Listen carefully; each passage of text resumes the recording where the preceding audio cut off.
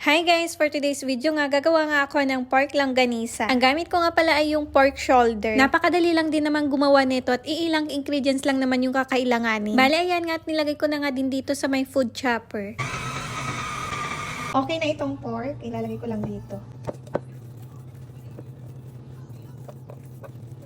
Naglagay na nga ako dito ng 1/2 cup ng brown sugar. Tapos isang buong bawang, mas madami nga mas masarap. Naglagay nga din ako ng 1 teaspoon ng durog na paminta. Tapos 1 teaspoon of salt. Para sa pampakulay naman, naglagay nga ako ng 1 tablespoon of paprika. Naglagay nga din ako ng 2 kutsarang cornstarch. At instead of soy sauce, liquid seasoning naman yung nilagay ko. 2 kutsara nun at 2 kutsara nga din ng suka. So ganun nga lang kadali gumawa ng longganisa. I-mix-mix lang din natin to hanggang sa tingin nga natin ay okay na. Pwede nga din tong ipang negosyo, ibalot mo nga lang sa wax paper or sa cling wrap. At dahil hindi naman ako nagpapa-order nito at kakami lang naman yung kakain, kaya naman hindi ko na nga pinahirapan pa yung sarili kong magbalot. Nagluto na nga din ako agad para nga matikman namin kung pasok ba sa aming panlasa. Christ our Lord, Amen. Father, Son, and Holy Spirit, Amen.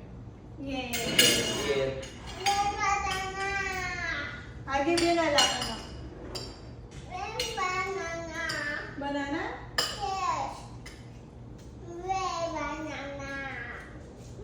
Banana. For me, napakasarap nga at hindi nga yung sobrang tamis. Masarap nga rin siyang isawsaw sa suka. Kayo ba, sinasawsaw nyo din ba sa suka? So yan, kumain na nga din kami at ang request nga ng bata ay banana. Pinipilit nga lang din niyang kumain dahil nga nung nadapa siya, nasugat nga yung bibig niya. Nabasag kaya ayun, ang gusto nga lang niyang kainin yung hindi malalasang pagkain. Kaya naman kung anong gusto nga niyang kainin, ibinibigay na lang namin para nga hindi mag-iiyak. So yun lang naman for today's video. Bye!